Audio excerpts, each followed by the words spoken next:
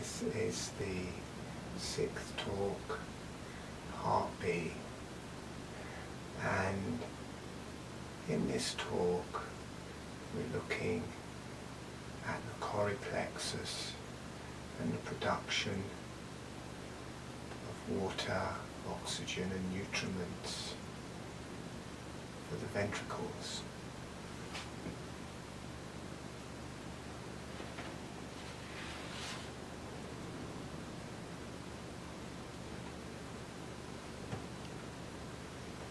So as from part A, here we have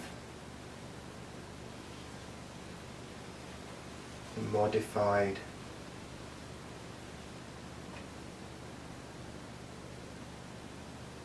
ependymal cells with their tight junctions, water, glucose, minerals, oxygen comes out into the ventricles,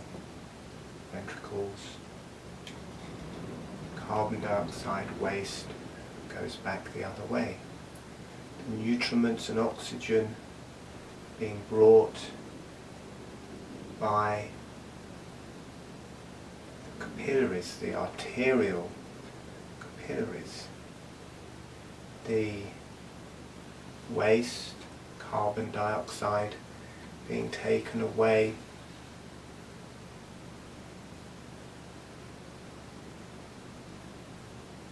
by the venous capillaries back to the heart. Now these capillaries are completely held. They come in to the central nervous system, and as soon as they come in, they are completely held by this lining of ependymal cells, so they're completely in it, and within them we get this environment inside which is both. It's the oxygen and it's the carbon dioxide. It's the nutriments and it's the toxins. And within this environment, capillaries letting out the nutriments and oxygen, the venous blood receiving the toxins, the carbon dioxide, but it's all held within this bag. It's a bag with lots and lots of folds to make a really large surface area, and it breathes. This is like the heart. It's pumping out nutriments, receiving carbon dioxide. This is like the lungs. There's a breath to the ventricles and the coroid plexus. It goes both ways, in and out, through the membrane. So it may not all be working by the breath, but it's aided by the breath. There will be a flow of water back and forth, back and forth, back and forth through this membrane. So it's aided by the breath. In holographic breathing you can breathe with the ventricles. It's easy and it feels like it's producing more fluid, clean fluid, filtering itself. It's the breath. Everything breathes, every cell breathes, every membrane breathes, and we come in contact with that cellular breath in holographic breathing. And then this bag, this folds that all make a bag and contains all of these capillaries, venous and arterial, seals them all in. It continues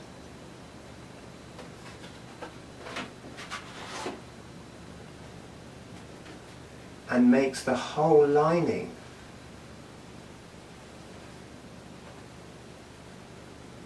for the ventricles. It lines the whole ventricles the same.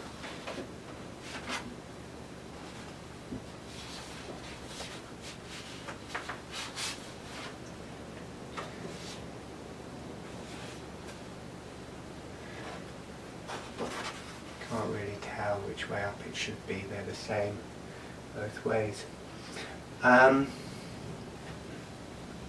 It's the same cells, but without the close junction. So the lining becomes pervious.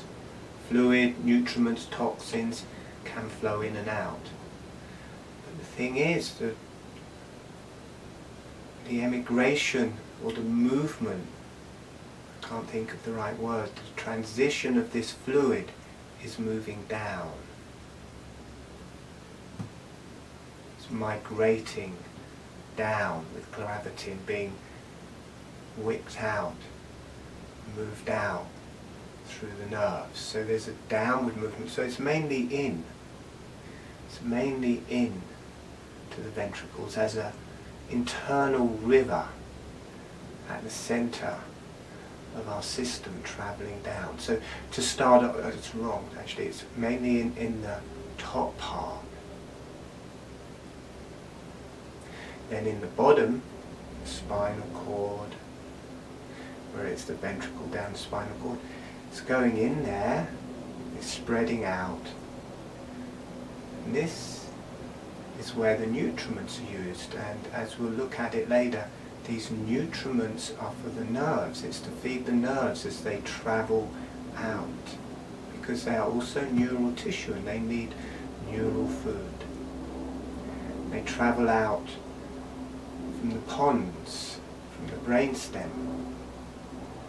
So to start off with, in the lateral ventricles, in the third ventricle, it's coming in, and then as it drops down it's also coming out, and then as it drops down into the spinal cord it's coming in from above but then travelling out sideways. Got all of these spinal nerves coming out.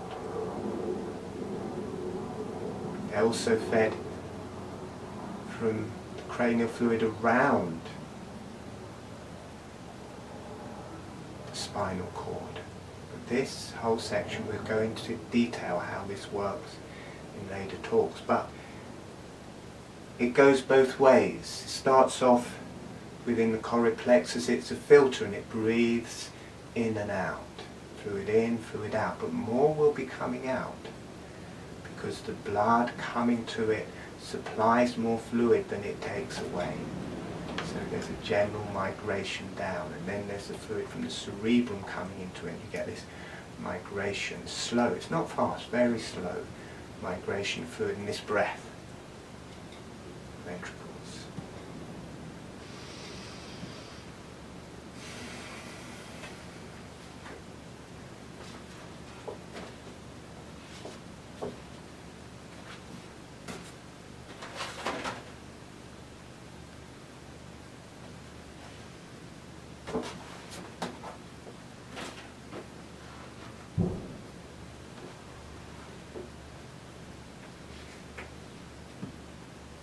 So I showed you this picture before, how this system relates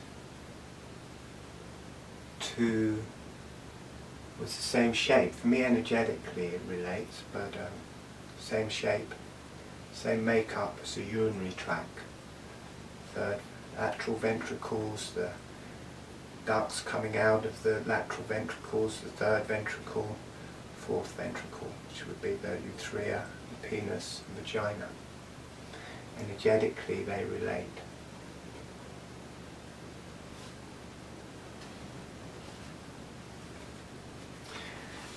Many people, when they see this image, they get a very female quality to it.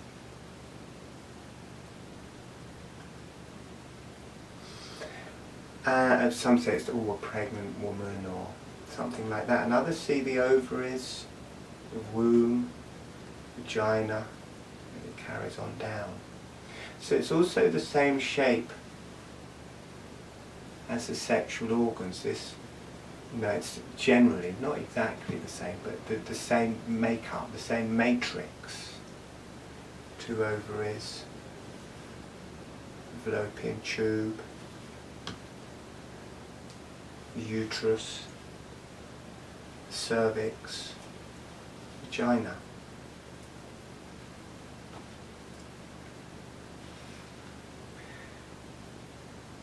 And for me, and for the men energetically, it's not exactly the same shape, but the men energetically, the testes, prostate,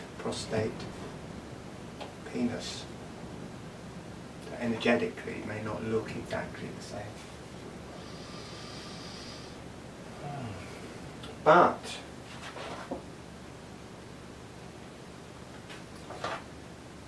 the only other place that I know of that we get this format is where the baby is growing in the womb. So the third ventricle would be the womb in the format of this, but these cells, this format, this is the same as the placenta. Coroid plexus, or coroid. Within the placenta is the coron, it's just got an N instead of a D. And what you have, the coron surrounds the baby's there, the whole sac with the fluid in it surrounds the baby, and the coron makes a membrane that surrounds the fluid in the same way as the ependymal cells make the same membrane that surrounds the ventricles. And then within the placenta you get the, I think they're called coronic villi, which are turning into the veins and capillaries that are running in, taking the nutriments to the baby, and they change to become different, work differently for that, in the same way as these work differently, so it's the same format. And you have the same thing, you have venous capillaries, arterial capillaries coming in and feeding the whole place, the whole kind of sac, the whole placenta. And then the cells around coming to the baby, they think, oh, we want oxygen, we want this, we want that mineral, and then they take from this pool. And then they give back the toxins, the carbon dioxide, back to the pool, and the venous blood takes that back, takes back anything that isn't being used, and the arterial capillaries bring everything, and it makes a pool. It's taken out and given back to, and this is the same, it's the same thing within the third ventricle. It has the same makeup, almost the same name, and it has that quality in the same way as there's this darkness, there's the light coming in from above, from the cerebrum, but there's a quietness, there's a depth, there's a cave, there's a stillness, and there's the breath there, and there's the fluid within it. It has a similar quality, there's a sanctity to these ventricles, there's a quietness.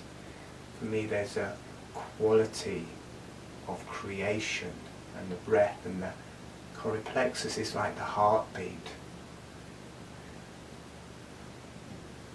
The ventricles are holding the fluid, and there's a very particular quality to it. And it's not just bright, it's left on its own within that area. There's a darkness to it, there's a primordial darkness. But there's the light that's coming in through the lateral ventricles.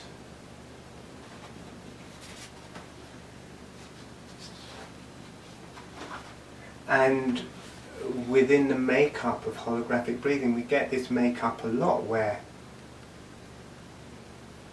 the vagina is deep dark energies connecting to the earth, penis, vagina. Uterus, prostrate is more heart energy, and then the ovaries, testes, connected more to the higher energies. So you get that also within the ventricles. There's this depth, and a real dark depth as it drops down in the spine. Then it is still dark, but it is of the hard as well. And then in the ventricle, the lateral ventricles, they're connected to the lower brain, but they're also connected to the light. The light is coming in, but in here there's this sanctity. There's something about creation, and always with creation there's death as well. Life and death. So there's a quality there. This breath, these deep caves right at the core of our being. There's light coming in from the cerebrum through the lateral ventricles, but then it goes into this very quiet place, very slow moving fluid, very pure, very nutritious. And as it drops down, then it spreads out, and it becomes the food for the nerves. It becomes the oxygen for the nerves. It becomes the glucose for the nerves. It becomes the minerals for the nerves. And we'll look at how that works. But there's quite a sanctity to this inner place in the ventricles. So we get both travelling out. We get the cranial fluid as lymph that has been used, migrating down with gravity and the pressure, nowhere else to go. It can't go back through the venous. There's not enough room for it. It's got to go out and away. It's got to migrate. It comes down, spreads out through the nerves as lymph, taking the toxins, taking carbon dioxide. We also have it travelling down as food, produced in the ventricles as breath and food, and travelling out through the nerves. But there's a very quiet place. They're caves, they're quiet, they're in the centre, and there's some precious energies there, and you get the light coming in through the top. And then you come into this heart and hara, ground, earth. The light and the darkness mix. And it's similar to that growth in the womb in a way. It has many similarities, and I think it's the only other place you have this same workings. The coron and the coroid plexus work in the same way. So the nutriments are produced into this sac, and the coroid plexus chooses what it wants for the ventricles to come out of the sac, and it breathes out back what it doesn't want. And within the sac, it's open with the venous and arterial blood bringing nutriments and oxygen, and the venous blood taking back everything that's not wanted. It's the same makeup, same shape.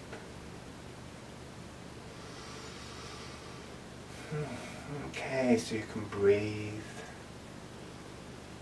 Notice that quietness, that light coming to the quietness, that space in your ventricles, and allowing it to drop down the spine. And then that energy, that light, travels out through the nerves.